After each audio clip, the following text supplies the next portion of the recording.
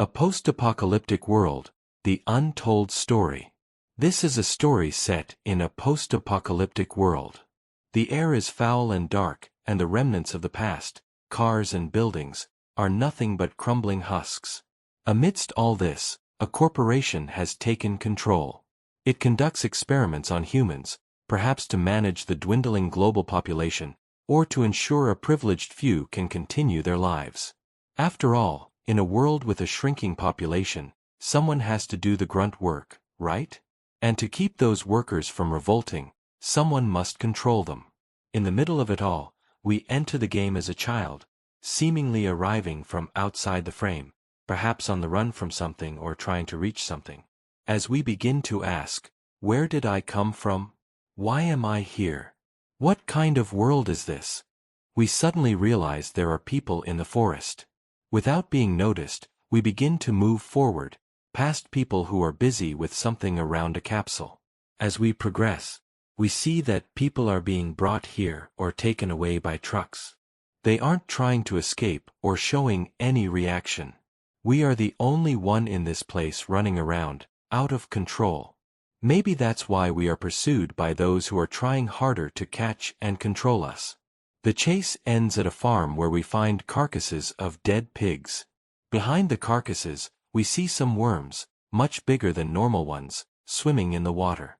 As we move deeper into the farm, we are chased into a barn by an aggressive pig that acts like it's gone mad. In the background, we notice people who have lost their minds and are standing motionless. We manage to stun the pig and see that something is controlling it. We grab the worms we saw earlier and pull them out of the pig, and it becomes a mindless, empty lump, just like the people we saw in the background. Perhaps this worm is what makes it so aggressive and causes it to attack those around it. With this question in mind, we realize we can control the people in the background with a device hanging from the ceiling. We use these people to clear our path, and afterward, we see hundreds, even thousands of mindless people like them being herded. Where are they going? Is someone controlling them? Who is controlling them? As our journey continues, we realize these people are undergoing a quality control process. Perhaps they will be taken to homes as servants, or they are being watched by people curious about how this system works. People, who seem to have come to check how this order is maintained, have their children and babies with them. As we are about to pass this checkpoint, a dog spots us, and we are forced to flee again. As we go on, we learn that a large part of the building we are in is submerged underwater, that there is a little girl who can breathe underwater, that some people are controlled by the same worms we saw before, and that a tidal wave has crushed everything in its path. Following all these discoveries, we reach the center of the corporation, perhaps to face the creature that controls all these people. The scientists here are observing it and notice a change. Perhaps we go to its side to set it free. We free it and enter the creature, becoming a part of it. We then try to escape the facility, but there's something interesting. During our escape, it seems some of the people inside are supporting us. They appear to be testing us, watching what we do to try to get out.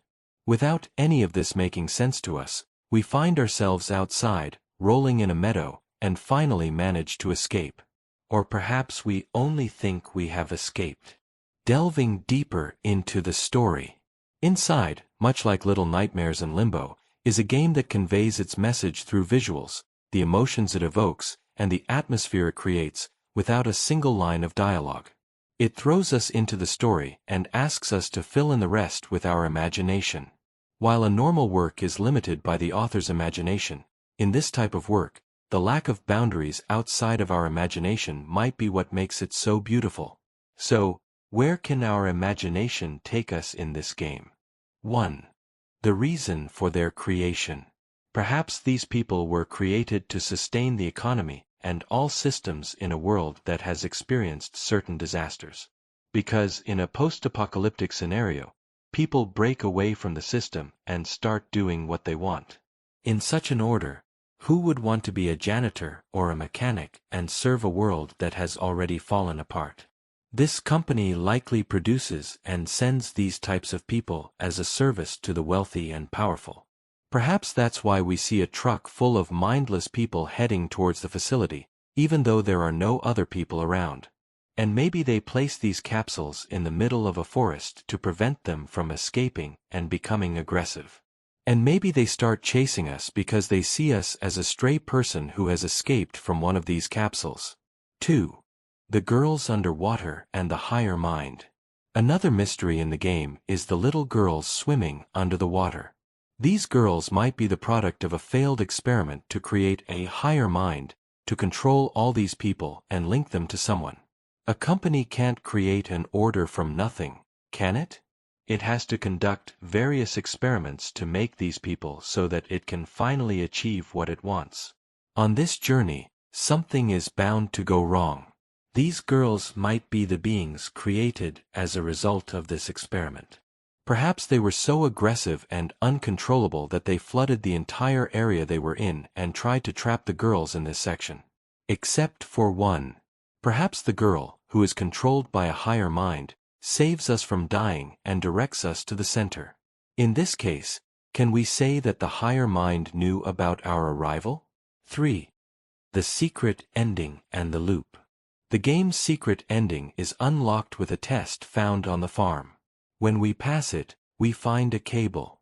When we pull this cable, we see that we, too, are being controlled by something, just like the other mindless creatures. What if the thing that controls us is the higher mind itself? What if it's been guiding us all along to save itself? And when we finally achieve this, it takes us in and tries to escape the facility. Maybe the higher mind is the thing that controls and uses us and has planned all these events to save itself. Then why do the people in the facility try to help us during the escape attempt? Because they are actually testing us. They are trying to develop the higher mind and make it into something that can control more people. There is a detail that is missed during the escape. The meadow we finally reach is actually inside the facility. We imagine the light from above to be sunlight, but it is a spotlight. And maybe they are testing how far we can go during our escape attempts. 4. The real game. Or let's look at all these events from a different perspective. Imagine that the entire game is a dialogue between the game developers and us. The players who finish the game without reaching the secret ending form this human ball. Each person who finishes the game in a straightforward way is pulled into this human ball and becomes a part of it. They try to escape from the facility in a straightforward way, and they finish the game in a straightforward way. The developers are aware that most players will proceed this way.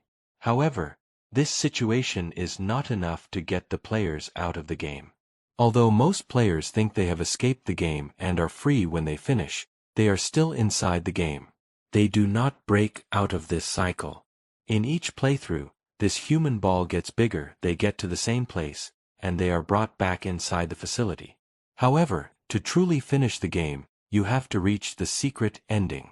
By pulling the cable, you throw the one who truly controls the boy, us at the computer, out of the system.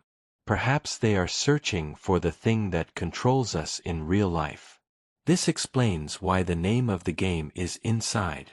Doesn't this make more sense?